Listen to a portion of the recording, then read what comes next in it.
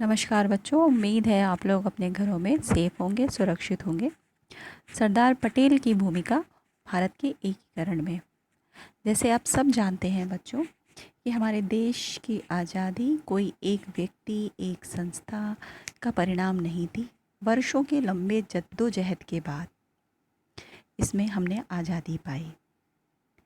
किसानों ने बढ़ चढ़कर इसमें हिस्सा लिया। सैनिकों ने पूरी तरीके से आज़ादी में कंधे से कंधा राष्ट्र नायकों के, स्वतंत्रता सेनानियों के बढ़कर के हिस्सा लिया, जिसमें सर्वे सर्वा जिसका प्रतिनिधित्व किया किसने? बोस, सुभाष चंद्र बोस ने। हमारे जन नायक थे महात्मा गांधी। बहुत से ऐसे नायक थे जिन्होंने देश की आज़ादी में 200 वर्षों की गुलामी के बाद 15 अगस्त 1947 को हमारे देश को क्या किया? आज़ाद किया। आज़ादी के बाद भी एक बहुत बड़ी समस्या थी भारत के एकीकरण की।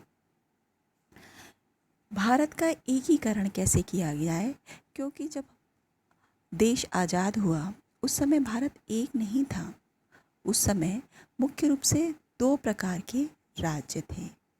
पहला राज्य वो था जिसको ब्रिटिश रियासतों के, मतलब ब्रिटिश शासन के अधीन था, जिसमें डायरेक्ट महारानी का शासन चलता था।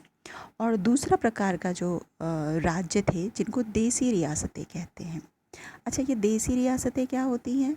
देसी रियासतें वो रियासतें हैं जिनको कभी अंग्रेज़ों ने इनके साथ युद्ध किया और उनको हराया, लेकिन उनके साथ एक समझौता कर लिया। क्या समझौता कर लिया?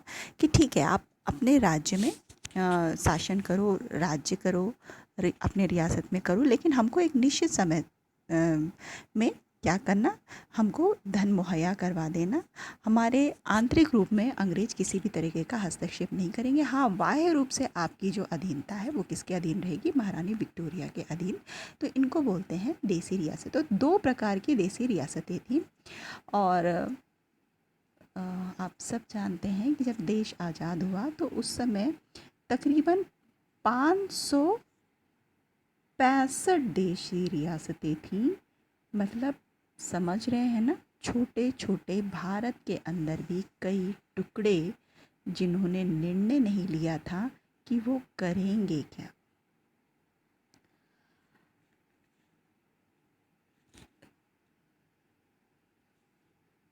565 देसी रियासतों और रजवाड़ों पर अंग्रेजों के अधीन राजाओं और नवाबों का क्या था? शासन था।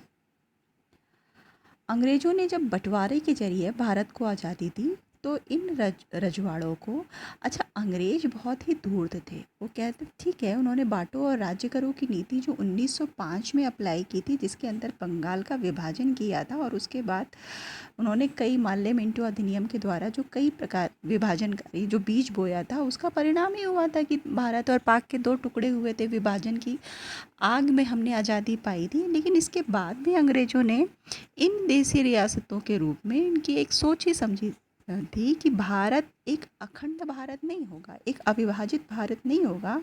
उसमें 565 रियासतें होंगी और इनको उन्होंने दो प्रकार के विकल्प दिए। कितने प्रकार के विकल्प दिए बच्चों? दो प्रकार के। अब ये विकल्प कौन कौन से हैं जरा आइए देखते हैं।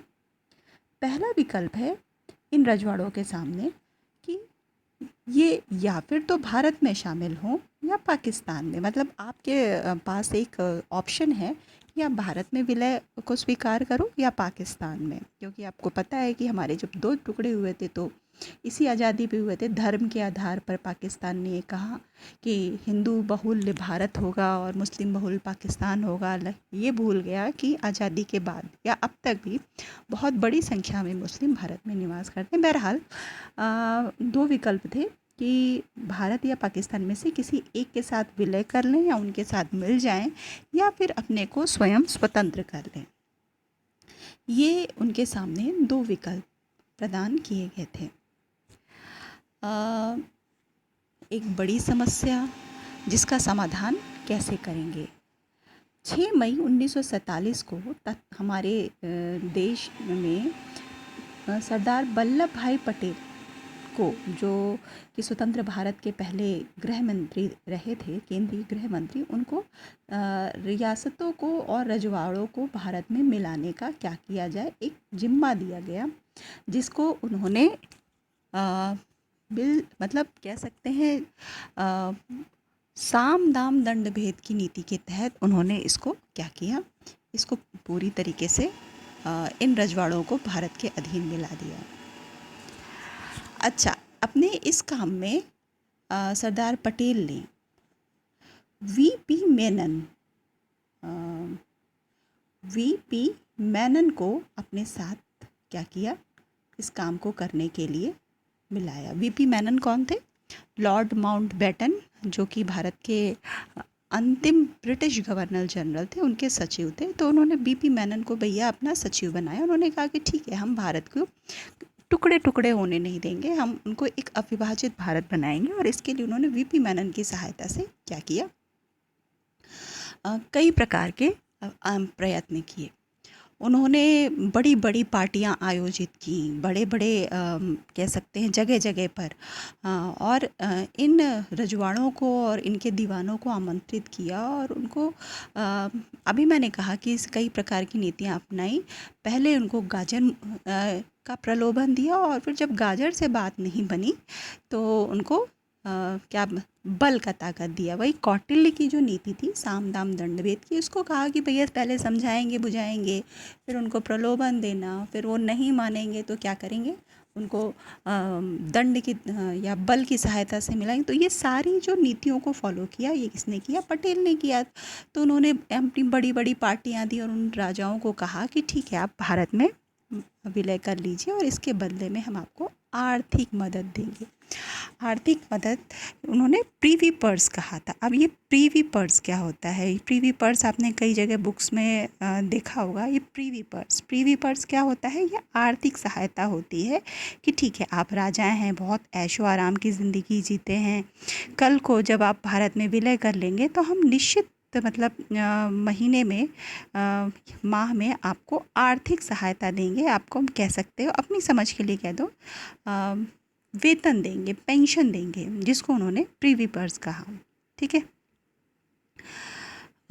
और उन्होंने कहा कि आप सोच समझ लीजिए, 15 अगस्त 1947 में उन्होंने कहा कि आप सोच समझ लीजिए, जब देश आज़ाद हो जाएगा, 15 अगस्त 1947 को हमारा देश की प्रस्तावित सीमा है, इस तारीख तक आप सोच समझ कर भैया आप हमको क्या कीजिएगा, जवाब दीजिएगा। चलो, इतनी कहानी हो गई।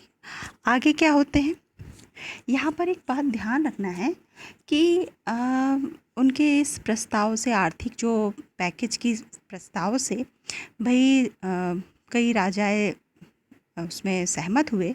और सबसे पहला जो राजा था जिसने भारत में विलय का क्या कह सकते हैं कि प्रस्ताव को स्वीकार किया, वो था कौन सा? बीकानेर। और दूसरा जो देसी रियासत थी वो थी बड़ौदा।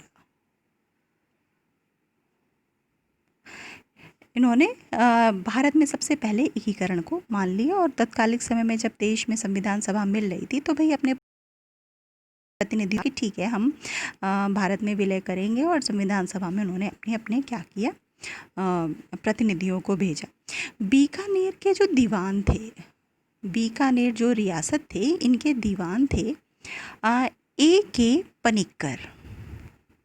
एक बहुत ही सुलझे हुए और एक महत्वपूर्ण व्यक्ति थे, जिन्होंने सरदार पटेल की बात समझ में आई कि ठीक है, अब तो चलो राजा महाराजा वाला चला गया, प्रजातंत्र का ज़माना है। तो उन्होंने अन्य राजाओं को भी ये